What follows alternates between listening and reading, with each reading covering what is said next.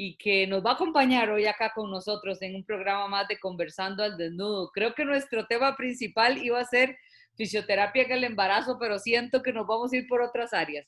Bienvenida, Laura. Muchas gracias por compartir conmigo hoy. Gracias. Buenos días a todos y buenas tardes a la gente que está aquí en España. Encantada de estar con vosotros. Bueno, pues cuéntame, ¿cómo te ha ido? ¿Cómo estás? ¿Cómo va todo? Bien, en una época un poco complicada, pero yo creo que ha sido una época un poco complicada a nivel mundial ya, es decir, todos hemos pasado diferentes situaciones y, y bien, con ganas de nuevos proyectos, de nuevas ideas, centrando nuevas cosas y con muchas ganas de retomar mi trabajo en consulta, que últimamente está un poco parado. Bueno, pues yo muy feliz de tenerte. Sé que la situación ha sido súper compleja ya. Aquí en Costa Rica estamos en una apertura transitoria, pero con preocupación porque hay muchos casos diarios. Pero bueno, aquí estamos tratando de salir adelante y la idea es poder conversar al desnudo. ¿Y por qué conversar al desnudo? Se llama porque la idea es entrevistar fisioterapeutas que vamos a trabajar con pacientes que van a tener que quitarse la ropa para poder examinarlos y poder abrirse en su totalidad a nosotros para que tengan un proceso de rehabilitación pues más integral. Esto es Conversando al Desnudo. Así que bienvenidísima y como siempre Gracias. digo, para la población en general, que íbamos a hablar un poquito de fisioterapia en el embarazo, cuéntanos un poquito la experiencia tuya con respecto a qué hacemos los fisioterapeutas del suelo pélvico en embarazo. Bueno, yo personalmente a mí trabajar con embarazadas, con mujeres embarazadas y con las familias, ¿no? que depositan su confianza en mí en ese momento tan importante de la vida, me gratifica mucho porque, bueno, normalmente suelen tener muchas dudas, muchos miedos, el concepto que tenemos del embarazo a veces no nos ayuda en estas dudas, estos miedos, nuestro sistema de creencias, todo lo que se pone encima de la mesa en el momento en el que te quedas embarazada. Incluso la relación propia pues, con tu entorno directo, es decir, pues, con tu madre, con tu padre, con la relación con el entorno directo de tu pareja, ¿no? Entonces, bueno, es un momento de la vida, considero que muy bonito, pero muy delicado. Y hay mujeres que tampoco lo viven como un momento muy bonito. Y esto también hay que tenerlo en cuenta. Es decir, o sea, a veces ellas mismas se sienten mal porque entienden que tienen que estar muy felices y que es un momento estupendo y maravilloso, pero ellas no lo están pasando bien y no les gusta. Y muchas veces se sienten que no pueden decirlo libremente porque se sienten juzgadas, ¿no? A veces cuando tienen ese tipo de comentarios, ¿no?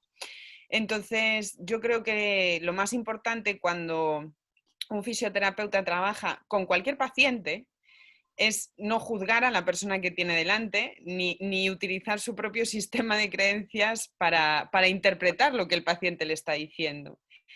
Nosotros, ahora mismo está muy en boga la orientación biopsicosocial del paciente, es decir, tener en cuenta todo el paciente y el estado que rodea, es decir, el estado emocional que tiene ese paciente. Y esto es así, es decir, nosotros no trabajamos solamente con un cuerpo o un Claro. músculo o una zona, trabajamos con personas y nosotros somos personas y hay días que tenemos días mejores, días peores, también tenemos que saber no transmitir nuestros días peores a la persona que tenemos en camilla porque también nuestra forma de hablarle, de explicarle las cosas o de transmitirle las cosas le puede generar más incertidumbre, más miedos, más inseguridad. Y tenemos que ser conscientes de que a una persona en esta etapa de la vida, que es su embarazo, lo que hay que darle es seguridad. Seguridad en sí misma, no una seguridad que dependa de mí, Lo que tiene que tener es seguridad en sí misma. Entonces tenemos que procurar también que no se aferre a que nosotros le demos seguridad, porque a lo mejor eso a nuestro ego le viene muy bien, pero a la paciente no.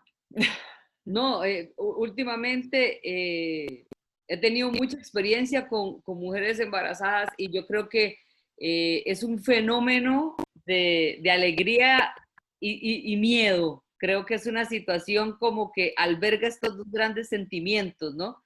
De Ujú. qué va a pasar, todo va a salir bien, qué es lo que mejor puedo hacer por mi hijo y por mí.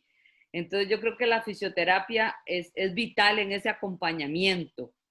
Eh, Ujú. no sé qué le puedes contar a las personas, yo siempre digo en público en general, qué estrategias utilizamos y qué acciones, porque a veces la gente ni entiende por qué nosotros estamos en un tema como el embarazo.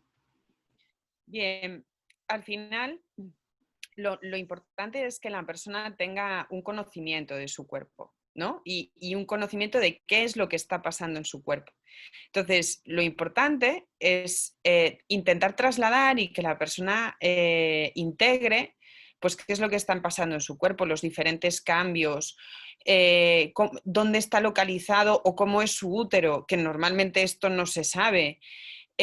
Cómo va creciendo, qué implica que el bebé vaya creciendo dentro con la bolsa, es decir, qué cambios fisiológicos se producen en ese cuerpo, por qué se fatiga más, y eso es pues porque el bebé, pues al final nosotros tenemos un aumento del volumen sanguíneo, un aumento del gasto energético, y eso hace que la mamá, pues la persona que está embarazada esté más fatigada o que tenga esa disminución de hierro inicialmente y que tiene que tener cuidado con su alimentación.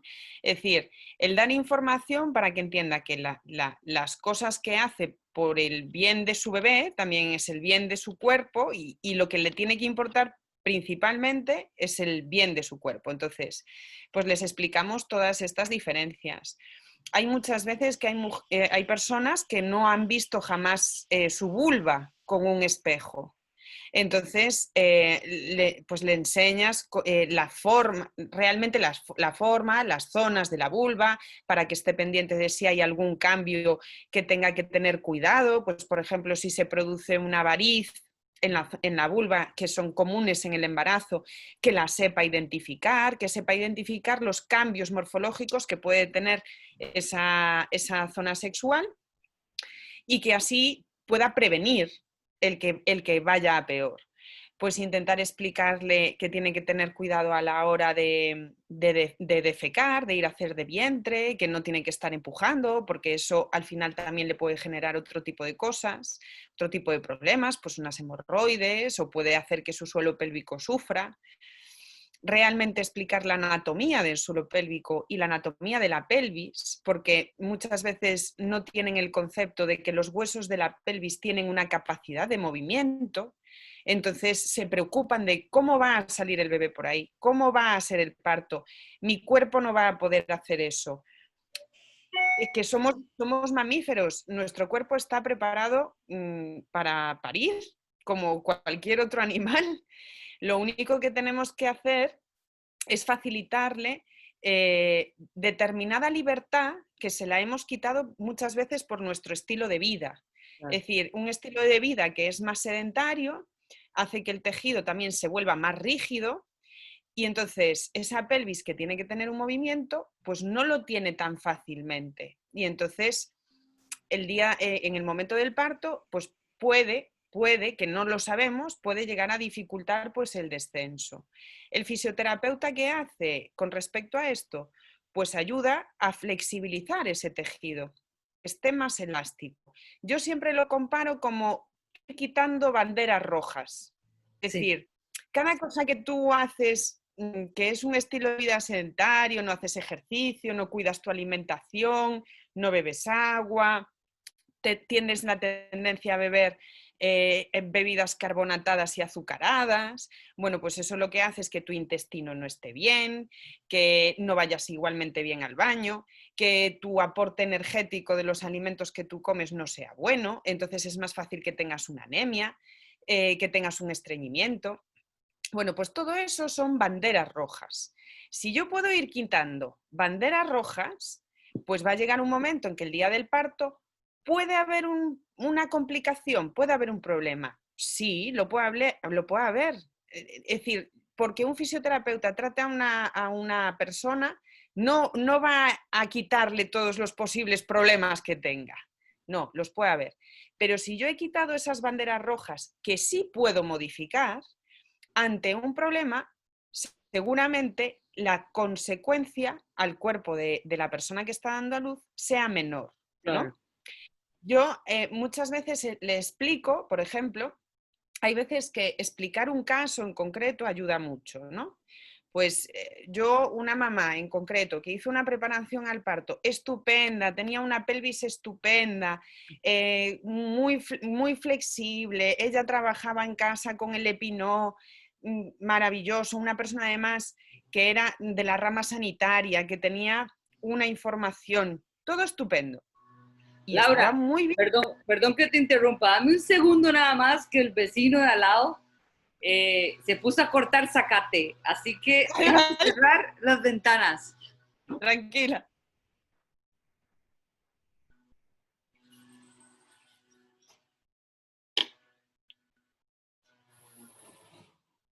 Ahora sí, ya, disculpa. Ya. Y Nada, cuéntame, tranquila. ¿y qué pasó con el Pues, caso?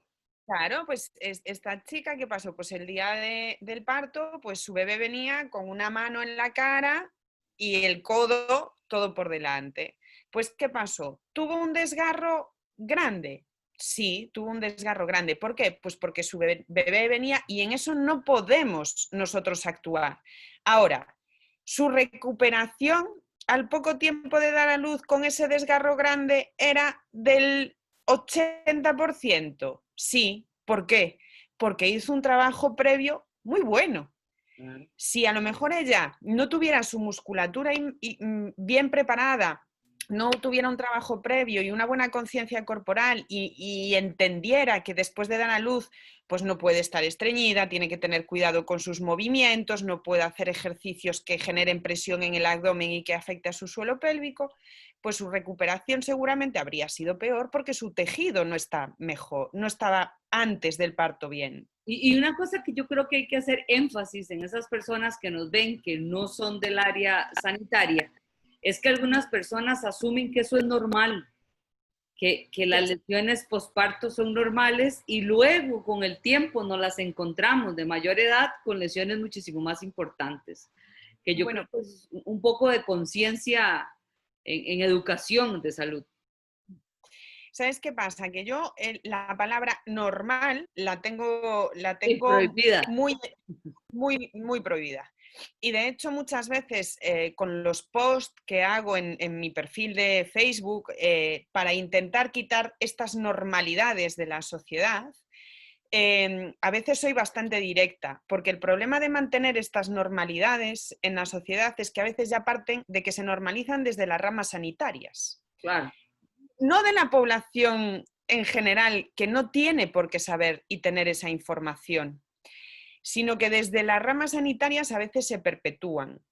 La típica frase, cuando a lo mejor acudes a un profesional sanitario y explicas, pues en un posparto, pues yo es que llevo desde que di a luz hace 6 meses y aún tengo dolor al mantener relaciones. Bueno, mujer, eso es normal. No normal. Sí. No, no es normal. Bueno, y es que claro, con la lactancia tienes menos ganas, la sequedad, toma la cremita. No, toma un gel lubricante, prueba con este gel y va probando un gel y otro gel y otro gel y otro gel y así se pasa otros 3 meses más.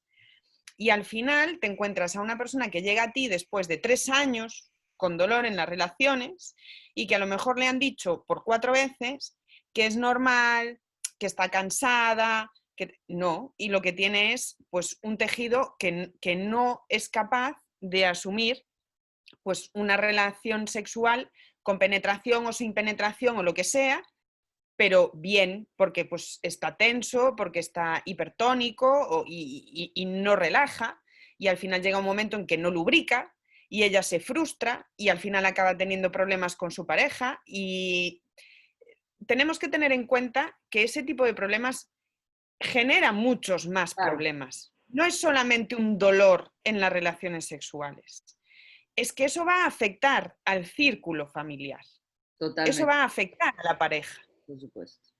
Ve, en Conversando el Desnudo la gente pregunta y ya te están haciendo preguntas. Así que me parece que ya estamos en un tema un poco más fisioterapéutico con esta pregunta que te está haciendo una persona. Habla de HSC Fisioterapia. Eh, dice, es un placer con respecto a las terapias de piso pélvico en embarazadas. ¿Se puede hacer un tacto vaginal y se debe trabajar la relajación muscular perineal con alguna recomendación? Me parece que es una persona que tal vez no es de nuestra área específica del suelo pélvico, pero te hace esa pregunta. Si se puede realizar, entendí que la pregunta es si se puede realizar masaje perineal en el Tacto embarazo. vaginal y masaje y relajación perineal. Ajá. Sí, se puede realizar masaje abdominal, ¿vale? Lo que hay que tener es una serie de consideraciones en cuanto a presión sobre el tejido, presión sobre el abdomen.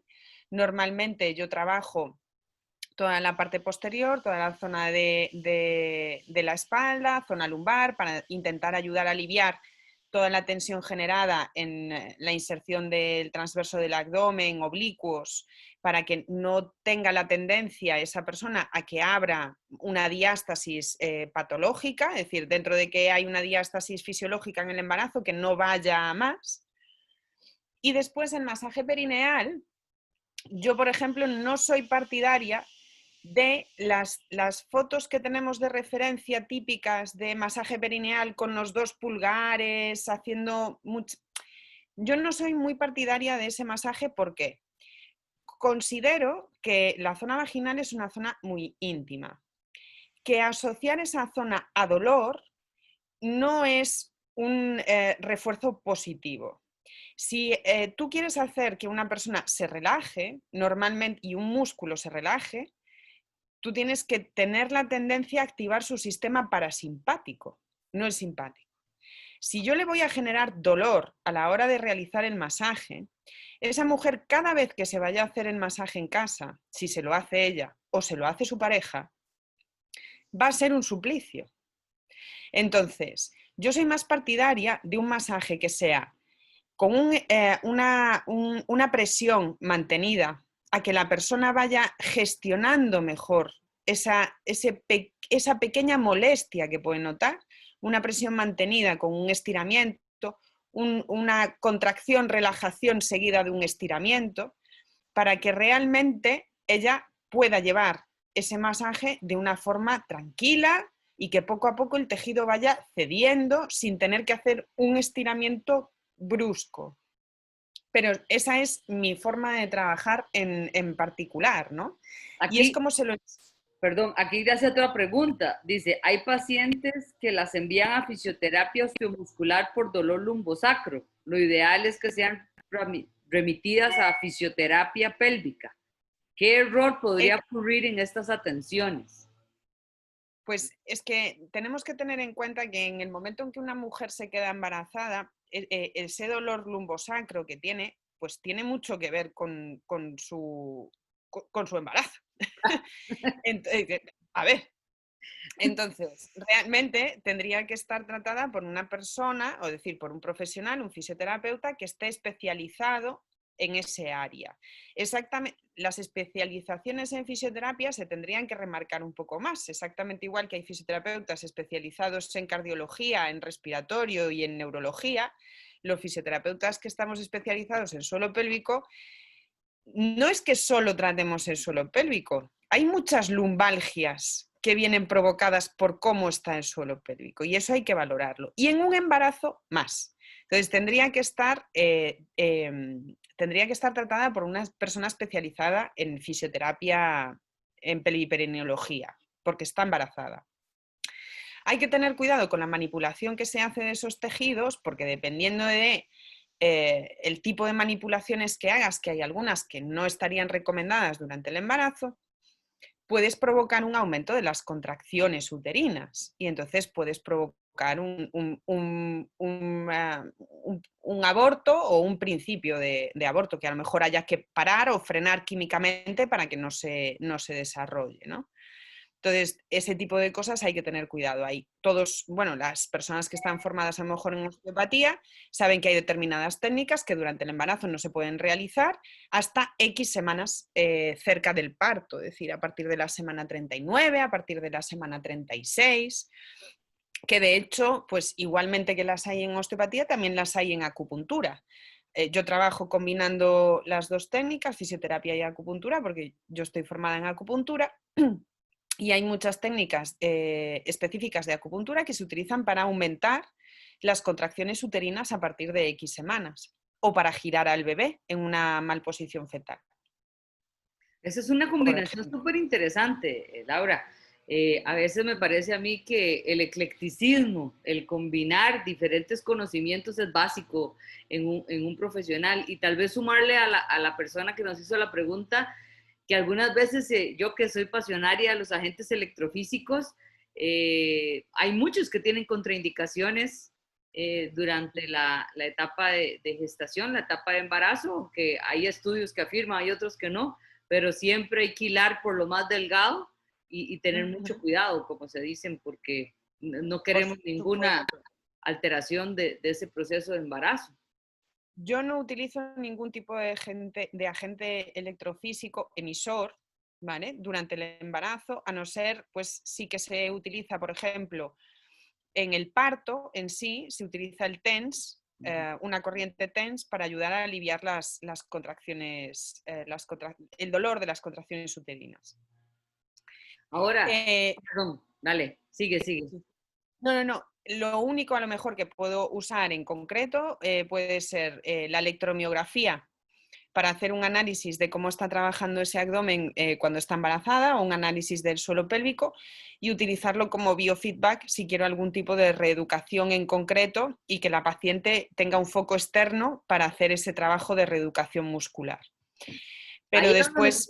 Ahí es donde me quería que nos concentráramos un poquito en la utilización de esta electromiografía, ¿verdad? Porque algunas veces se piensa que no se puede utilizar en pacientes que están embarazadas, que me parece que es completamente incorrecto, ¿verdad? Porque perfectamente se puede utilizar, y que nos cuentes, por ejemplo, cuáles son las antesalas o cuáles son las acciones que realizas en la evaluación, porque me imagino que es una evaluación y una acompañamiento de la mujer embarazada con electromiografía. Sí, lo que hacemos es una valoración completa externa, es decir, primero de la paciente observas su posición en bipedestación, tomas toda una serie de datos de si pues, presenta a lo mejor puntos gatillos, si tiene dolor o si tiene molestias. Haces test activos de flexión lumbar, de extensión de cadera, en decúbito lateral. Es decir, haces toda una serie de test de movilidad activos y después tú lo que haces es una valoración electromiográfica tanto de su abdomen como de su suelo pélvico. En concreto, la sonda que yo utilizo para valorar suelo pélvico me divide el suelo pélvico en dos lados, lado derecho y lado izquierdo. Y entonces así tengo una referencia independiente, ¿vale? Y después en el abdomen solemos valorar pues, oblicuos internos y oblicuos externos, porque es la musculatura, aparte de los rectos del abdomen, es la musculatura más superficial. El transverso del abdomen no lo podemos valorar mediante electromiografía de superficie porque es un músculo profundo y se hace a través de ecografía, ¿vale? Entonces, con todos esos datos que tú valoras si su abdomen está trabajando de forma simétrica, no o qué, planteas el trabajo que vas a hacer manualmente, es decir, qué técnicas le vas a hacer, de las que puedes hacer mientras está embarazada.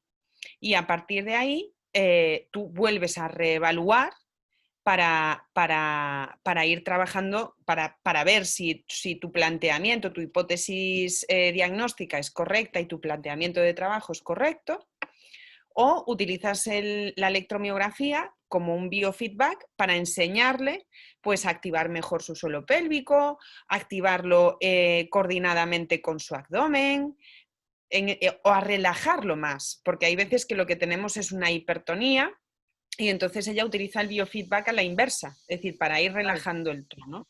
Biofeedback negativo que hablamos, ¿verdad? Claro. Esta sonda que vos utilizas es la que es una sonda que es como de plástico que está dividida en dos.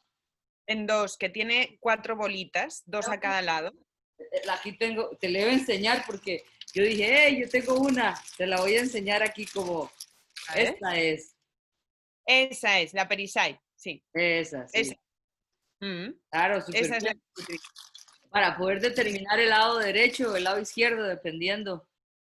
Claro, porque además así, si tú haces esa valoración previa al parto, cuando esa mujer viene en el posparto, tú tienes un valor de referencia real de lo que estaba haciendo su suelo pélvico antes del embarazo. Que yo también intento educar a la población en general en algo muy concreto. Y es que nos planteamos hacer muchas cosas cuando nos quedamos embarazadas. Sí. Pero realmente habría que plantearse hacer esto el año antes de quedarte embarazada. Es decir, es como una pretemporada del embarazo. Yo siempre les digo, uno se prepara mucho para la boda y que todo y las celebraciones, así igual debe ser el embarazo, prepararse para el embarazo. Y tendría que ser un año, es decir, no 2 meses antes del embarazo, empiezo a cuidarme, dejo de fumar, como bien, empiezo a hacer ejercicio, no. Un año antes de que una mujer piense, oye, voy a intentar quedarme embarazada, debería de empezar a cuidarse. Realmente deberíamos de cuidarnos todos siempre, pero ya de no hacerlo, lo bueno sería que empezaras a hacerlo un año antes del embarazo. Entonces, si tuviéramos esa evaluación del suelo pélvico y de su cuerpo un año antes, cuando se queda embarazada y en el posparto, sería estupendo. Pero como no lo tenemos una evaluación cuando se queda embarazada, a poder ser, pues, iniciar siempre a partir del se inicia siempre el trabajo a partir del 3er mes de embarazo. Cuando ya pasa el primer trimestre, la persona ya puede asistir a sesiones con fisioterapia.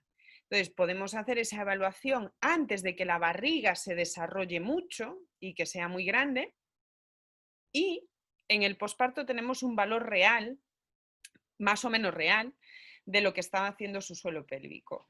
Y si hay pues una episiotomía o un desgarro o un estallido vaginal, pues tenemos la referencia previa y así nuestro planteamiento de trabajo puede estar mejor orientado teniendo en cuenta de cómo estaba a cómo tiene que estar. ¿Por qué? Porque yo me he encontrado muchas veces a mujeres que han venido a mi consulta antes de quedarse embarazadas, mucho antes de quedarse embarazadas, y ya presentaban problemas graves de suelo pélvico. Hipertonías, puntos gatillo, muy graves. De hecho, yo trabajo con chicas muy jovencitas también, de 15 años, y ya presentan problemas de suelo pélvico. Es más, me he encontrado en evaluaciones ecográficas, personas que no se han quedado embarazadas y no han dado luz, presencias de diástasis en rectos, de separación de rectos abdominales de 3 centímetros. Wow. Sin haber estado embarazadas nunca. Yo personalmente, por ejemplo, presento una separación de rectos de 3 centímetros y no he estado embarazada nunca. Entonces, cuando tú tienes a una mujer en un posparto y de repente ves una diástasis muy grande y dices tú, claro, esto ha sido del embarazo. Claro.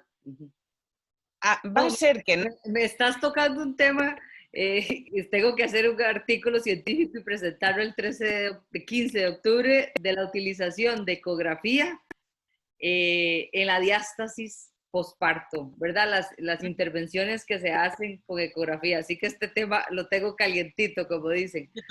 Pero una pregunta que te quería decir, perdona que te disculpe. Cuando vos estabas hablando, por ejemplo, de la evaluación externa del transverso, existe la posibilidad de poder hacer un proceso de reeducación, ¿verdad? Para determinar los sincronismos entre cavidad vaginal, transverso abdominal, utilizando una ecografía externa. Una electromiografía externa. Bueno, hay algunos estudios, es decir, a veces en los estudios te encuentras tanto como el mismo número de estudios que te dicen que no, como el mismo número de estudios que te dicen que sí. Sí. Es un poco lioso. Entonces, hay algunos estudios que correlacionan la actividad del oblicuo interno del abdomen con la posible actividad del transverso del abdomen. Ujú. Entonces, si dispones en consulta de electromiografía y ecografía, lo bueno sería que Perfecto, sería hicieras perfecto. las dos evaluaciones y te aseguraras. Si solo dispones de electromiografía, pues te fías de esa electromiografía haciendo una evaluación de los oblicuos internos y con la observación también de cómo va trabajando el abdomen y de si ella tiene una correcta posición y tal, trabajas la reeducación del transverso, ¿vale? Y trabajas ese sincronismo con el suelo pélvico, que muchas veces ya está perdido Claro, antes de dar a luz. claro. Entonces, eso lo tenemos que tener también en cuenta en nuestra evaluación. Muchas veces las personas que son estreñidas crónicas desde pequeñas, esa sincronía de trabajo entre diafragma pélvico y transverso se ha perdido.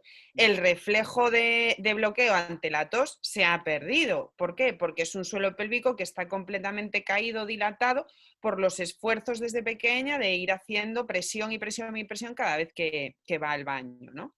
Entonces, todo eso tenemos que evaluarlo bien antes del parto, porque si no después nuestro razonamiento clínico es, esto ha sido tras el parto y la recuperación no va a ser igual. Tú, si tienes un suelo pélvico que está funcionando bien y un abdomen que está funcionando bien antes del parto, hay una lesión que es el parto. Porque aunque sea un parto estupendo, maravilloso y no tenga un estallido vaginal, hay lesión en el tejido y hay que recuperarlo. Aunque sea un parto maravillosísimo, hay que recuperarlo. Entonces, esa recuperación de un suelo pélvico que estaba bien antes va a ser mucho mejor que una persona que ya presenta problemas desde hace 15 años. Y la recuperación de ese tejido no va a ser igual, porque lo vemos en cualquier otra patología de fisioterapia. Lo que pasa es que no lo extrapolamos al suelo pélvico.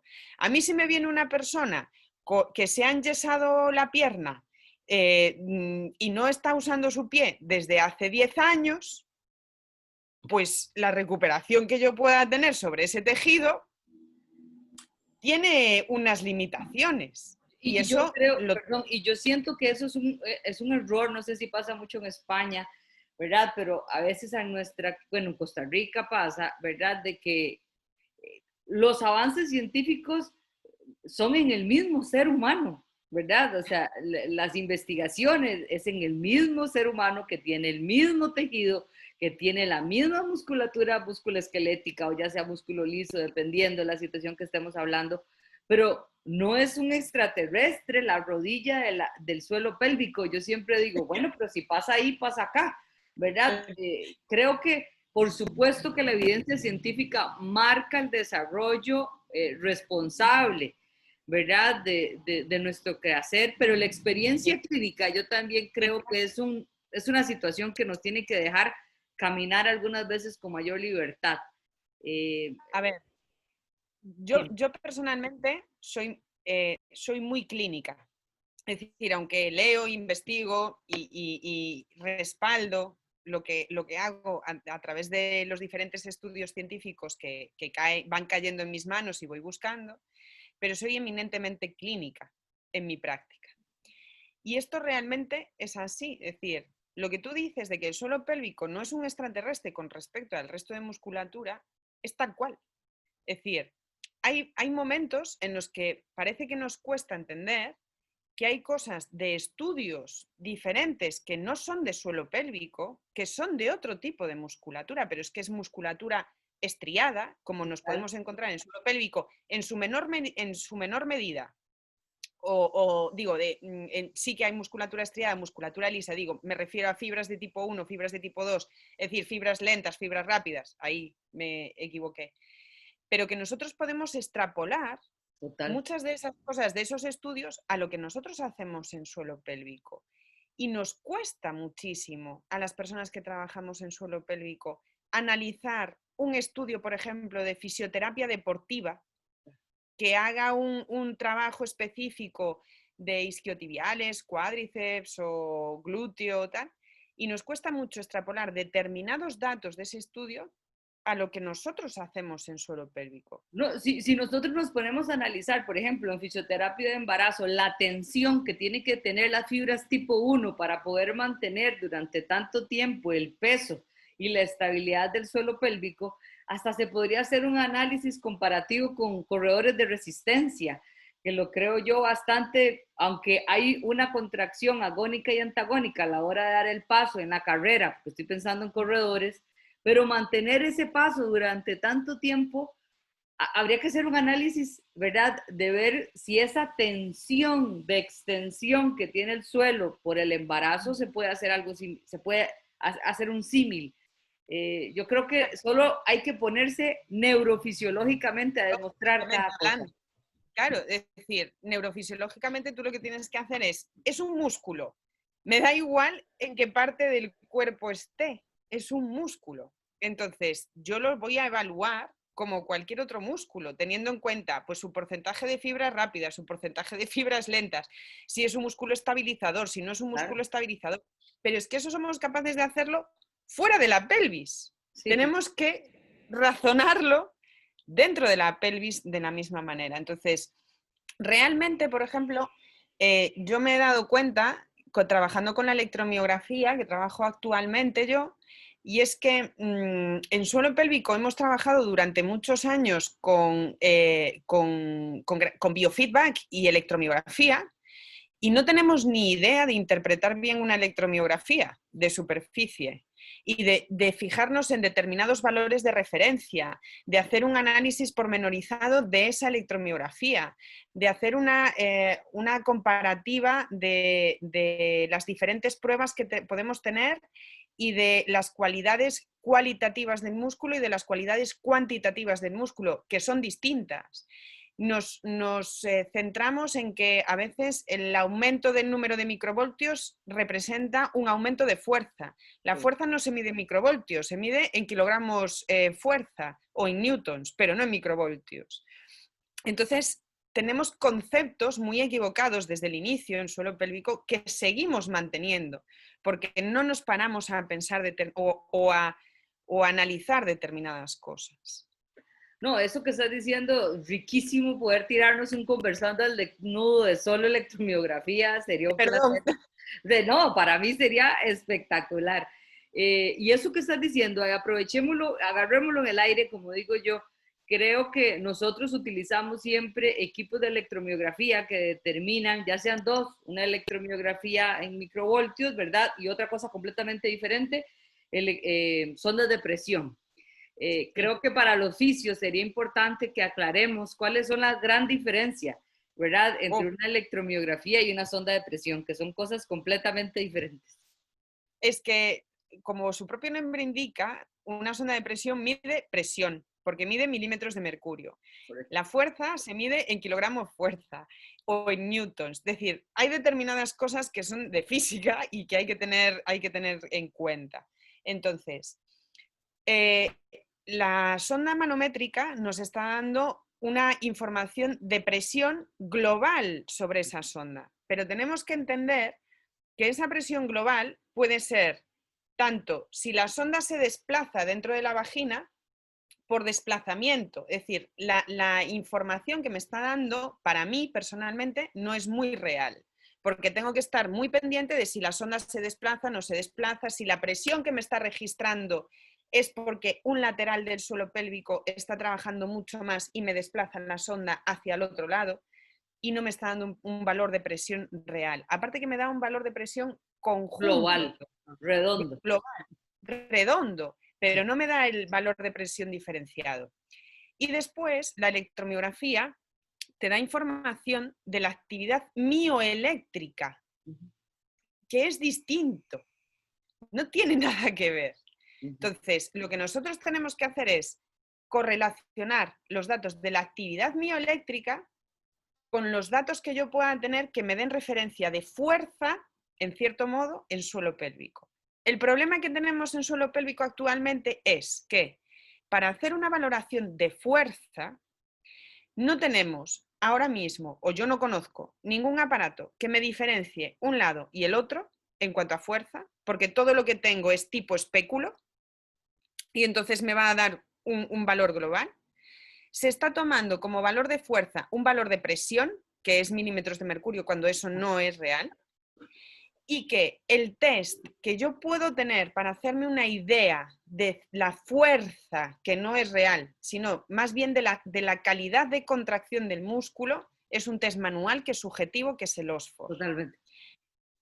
¿Vale? Entonces, yo personalmente, ¿qué hago? Yo hago la valoración electromiográfica, hago un test de OSFOR diferenciado en diafragma pélvico y musculatura superficial, diferenciado en ambos lados, y yo lo que después hago es correlacionar los datos de la electromiografía y de mi valoración manual. Y así mi valoración manual entra dentro de que a lo mejor no es tan subjetiva, sigue siendo subjetiva, pero no es tan subjetiva. Y si ya tengo en consulta el ecógrafo y puedo correlacionar las tres pruebas, eso ya es estupendo. Pero si solamente dispongo de una electromiografía y mi tacto, tengo que correlacionar los dos test. Yo No, no en utilizo la sonda de presión. como yo te estaba comentando hace unos días, que está diciendo este bendito para el diploma, porque al final de cuentas me voy a sacar el diploma de la U de Chile, y entonces estamos haciendo este artículo. Definitivamente que la literatura habla por los diferentes tiempos. Yo creo que depende de cómo va avanzando la tecnología. No, que la evaluación por tacto es gol estándar. Ok, pero luego viene que no, que la ecografía es gol estándar. Yo creo que una cosa es que vamos avanzando con el tiempo a la disposición. Y creo que ese punto que acabas de hacer es vital, ¿verdad? La electromiografía mide el reclutamiento, no mide la fuerza.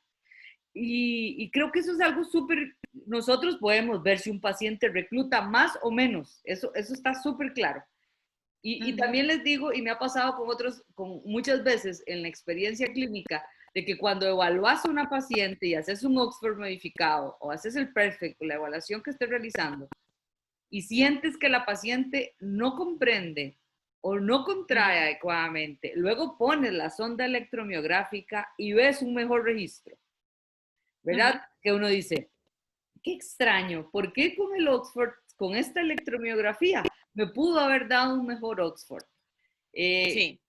Creo que eso es algo que pasa. No sé si te ha pasado a vos. Claro, esto es porque nosotros tenemos que tener en cuenta esa diferencia.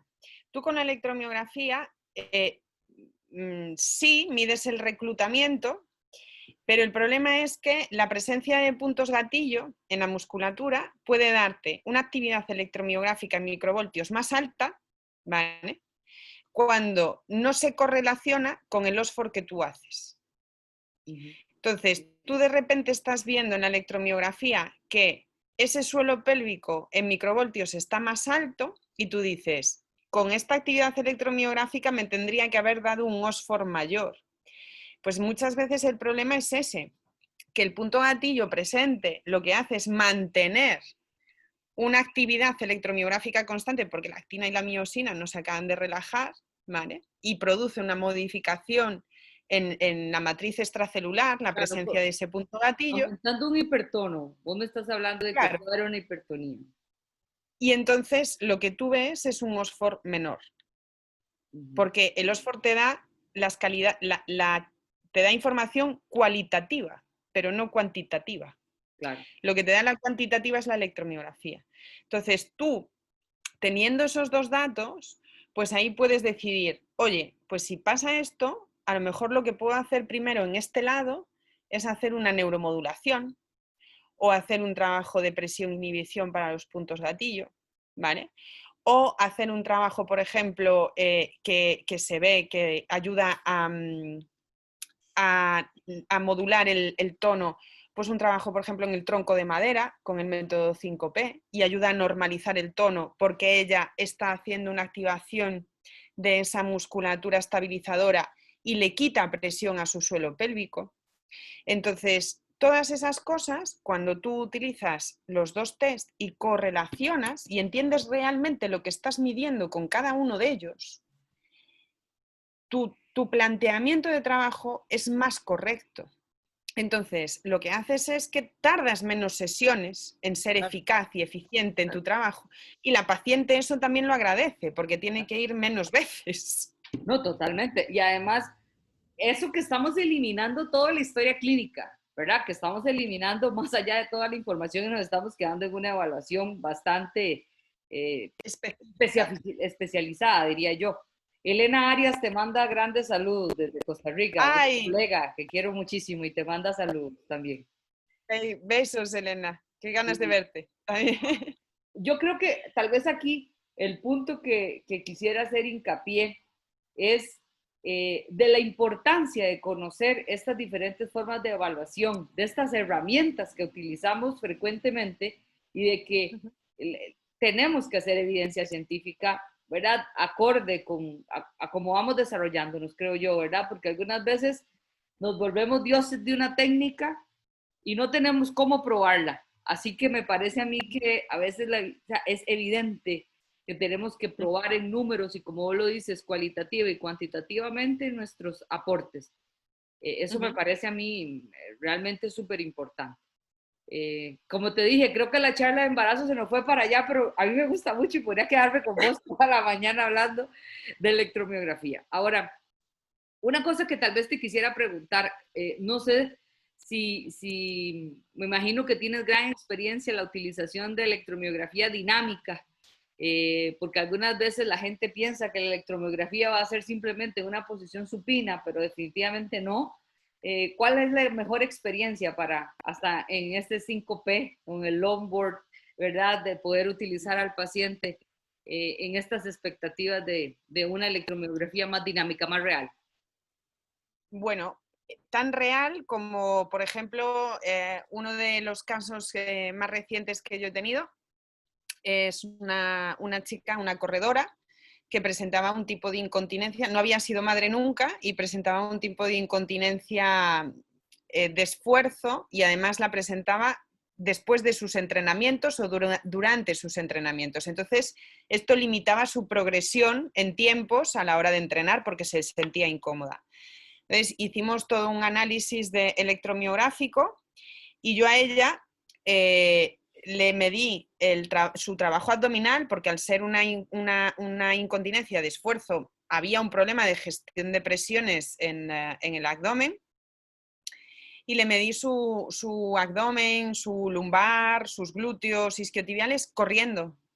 Es decir, llevaba el electromiógrafo puesto e hicimos tramos de carrera, de sprint, de carrera continua, más lento, para ver cómo activaba esa musculatura, esas fibras rápidas, esas fibras lentas, y cómo reaccionaba su musculatura estabilizadora ante la carrera.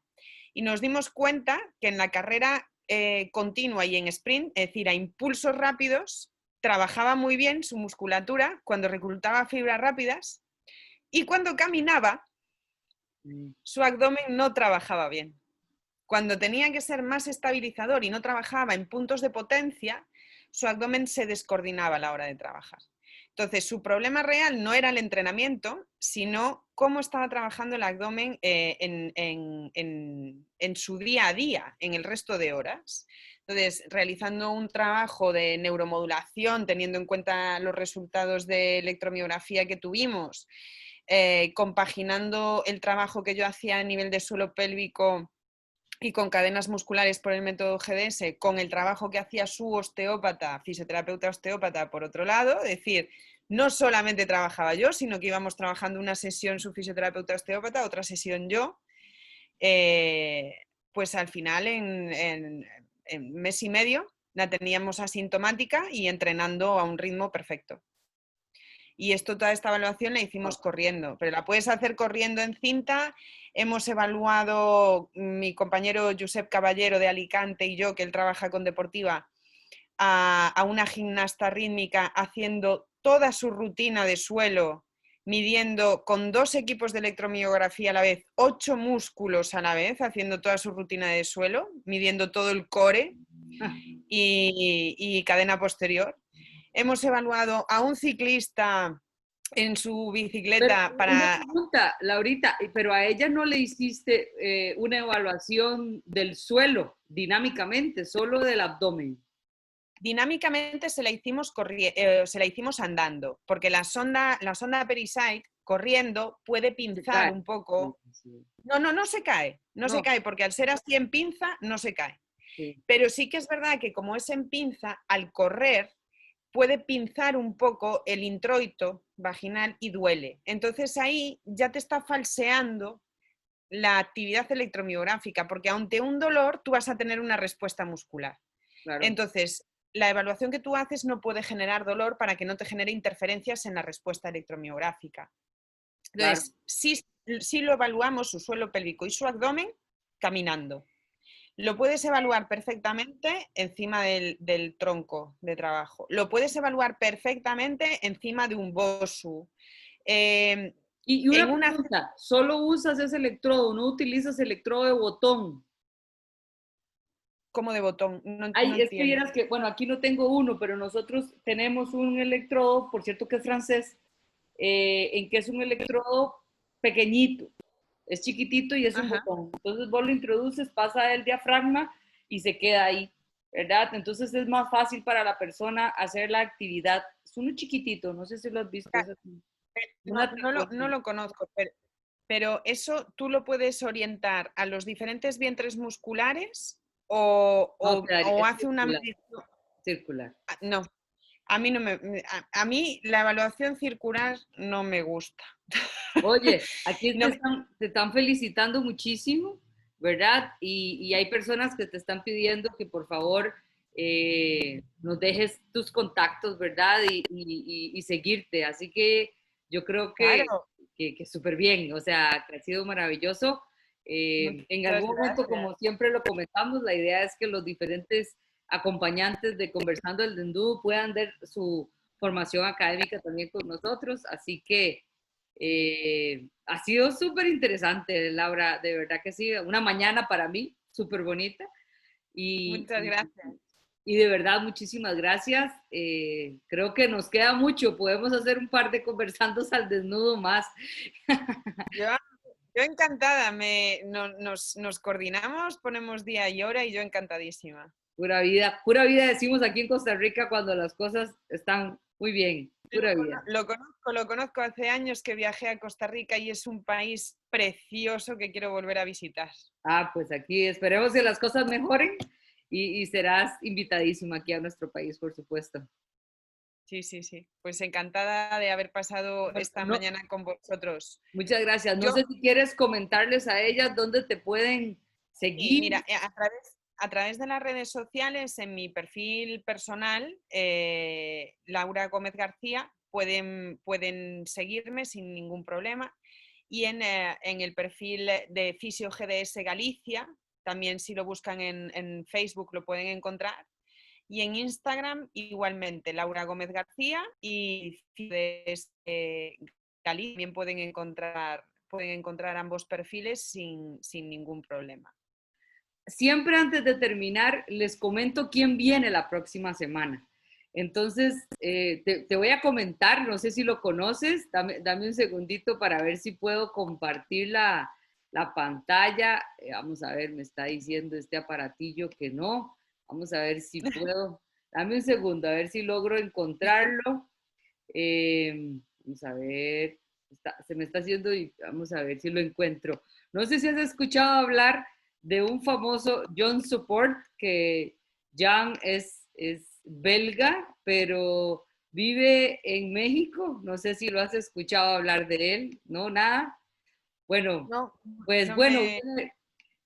después se los presento la imagen, pero viene John Support. John Support es un gran amigo, es el primer hombre que entrevisto después de 12 grandes mujeres y vamos a hablar de fisioterapia en la mujer la próxima semana, así que va a ser súper interesante. La mujer deportista. Mentira, mentira, mentira. Cambiamos el tema con John Support. Vamos a hablar de fisioterapia después de la cirugía de próstata. Ese es el tema que vamos a hablar Ah, con John. Súper interesante. Y como digo, sí. al fin un hombre. Siempre son tantas las mujeres en nuestra área, pero yo, bueno, vamos, hay que traerse un hombre por En acá. nuestra área son mayoritariamente mujeres, sí, Sí, son totalmente. mayoritariamente. Sí. De hecho, Laura, mira, os doy una información última. Aquí en España hemos generado una asociación de fisioterapeutas en suelo pélvico que se llama AGAFIP, AGAFIP, que tiene su propia página web y está generando cursos online y de hecho dentro de poco hay un curso de fisioterapia en pelvipereneología en paciente transexual y mutilación genital, que es online. Y tienen diferentes formaciones que se pueden hacer online y otras presenciales. Pero si quieren buscar información los compañeros, ahí vamos y compañeras, vamos subiendo cosas, incluso post interesantes y podrían decir, es una asociación que ha nacido para la defensa de nuestra especialidad, de hecho. súper bien, me parece súper bien. Ahí les estaremos, yo les voy a, pues, a compartir el link, tal vez, de la asociación, que creo que la Sí. sigo también. Y no, Laura, muchísimas gracias. Encantada, encantada de acompañarme y te la debo ahí, te la debo. Algún día llegaré allá a Santiago de Compostela. Sí, vente, vamos a dar un paseo por esta ciudad tan bonita. Muchas gracias, Laura. Muchas gracias.